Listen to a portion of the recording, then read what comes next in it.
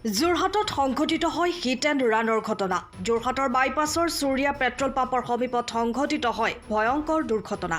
এখন তীব্ৰবেগী ডাম্পাৰৰ খুন্দাত থিতাতে নিহত হয় এজন ব্যক্তি। তীব্ৰবেগী ডাম্পাৰে মহতিয়াই নিয়ে এখন স্কুটি।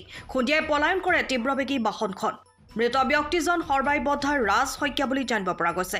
দুৰ্ঘটনা সংঘটিত কৰা বাহনখনৰ সন্ধানত ইতিমধ্যে নামি পৰিছে যোৰহাট আৰক্ষী।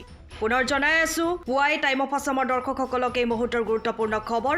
যোৰহাটত সংঘটিত হয় এক ভয়ংকৰ দুৰ্ঘটনা। যোৰহাটৰ বাইপাছৰ চুৰিয়া পেট্ৰল পাম্পৰ সমীপত সংঘটিত হয় এই ভয়ংকৰ দুৰ্ঘটনা। এখন তীব্ৰবেগী ডাম্পাৰৰ খুন্দাত থিতাতে নিহত হয় এজন স্কুটি আৰোহী। তীব্ৰবেগী ডাম্পাৰে মহতিয়াই নিয়ে স্কুটি আৰোহীগৰাকীক। খুন্দিয়াই পলায়ন কৰে তীব্ৰবেগী বাহনখন। মৃত ব্যক্তিজন সৰ্বাইবদ্ধা ৰাজ শইকীয়া বুলি জানিব পৰা গৈছে।